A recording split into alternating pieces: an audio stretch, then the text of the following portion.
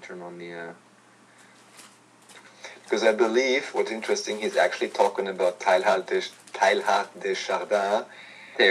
So he kind of ties this whole idea of artificial intelligence and Omega Point actually back to the Jesuits and back to the singularity. I know you love talking about it. When I first heard about these ideas, I was also like, seems interesting and so on. There's always the question, of course, again, how is it looked at exactly and how is it being implemented? So here, if you like, we can listen to 2-3 minutes of Leo Zagami's most wonderful accent and enunciation. It's all in that book.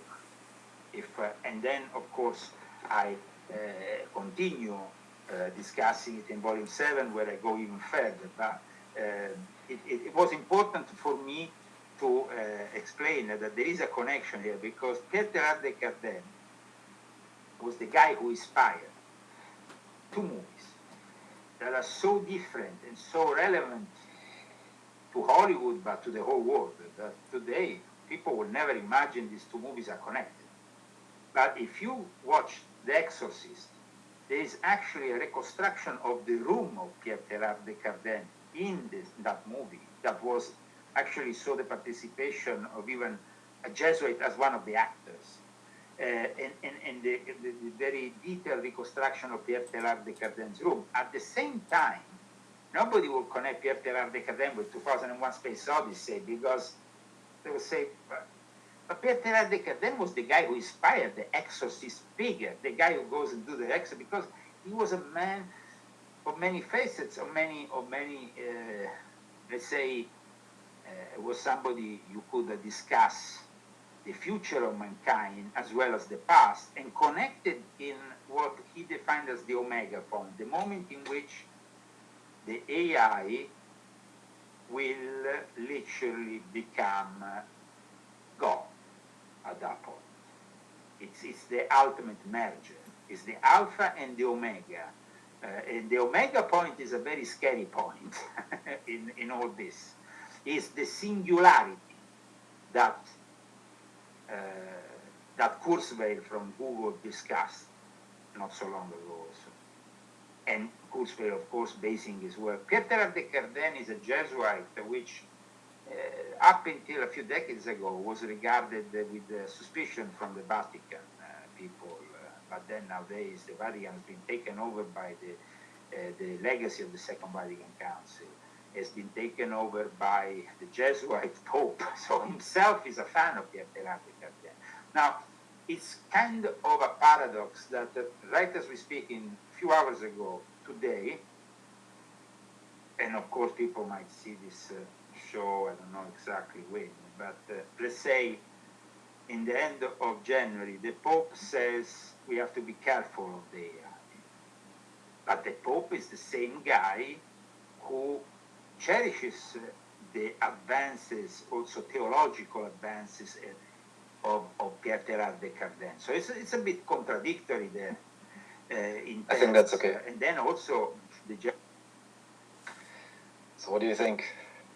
Yeah, I mean, the singularity is the Omega Point. The Omega Point is an older concept. It goes back before Chardin, even technically, but Chardin made it pretty religious and scientific at the same time. The idea that God is really at the Omega Point, or what we consider God, or what people define differently as gods and things. The all-knowing, omnipotent, it's the end state. It's the end point. And it's something at the singularity because it's at the end of time, outside of time.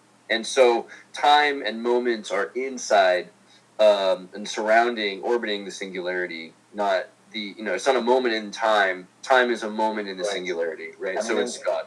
For a spiritual perspective, I mean, I would very much agree with it in terms of conceptualization, and also anyone who has experienced different states of consciousness, there are these, you can kind of experience this out-of-time idea.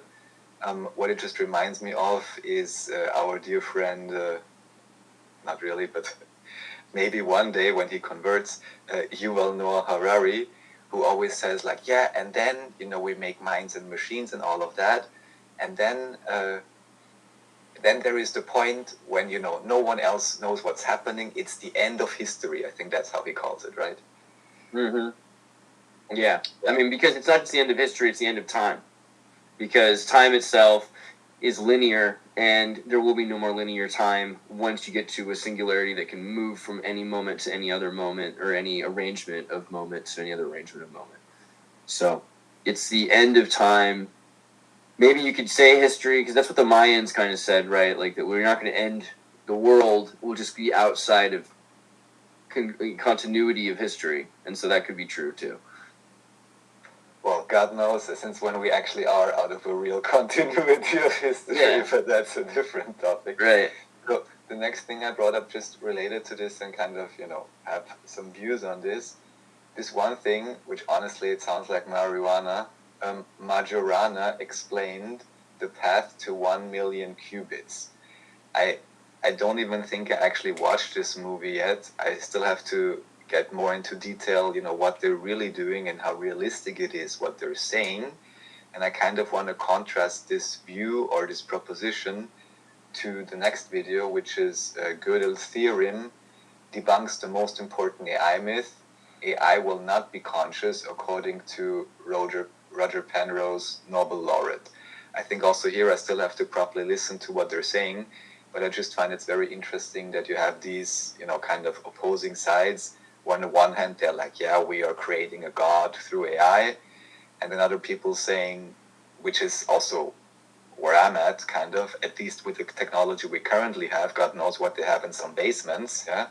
But what they're showing, at least, I don't see any way how this could actually become conscious. But yeah, this is,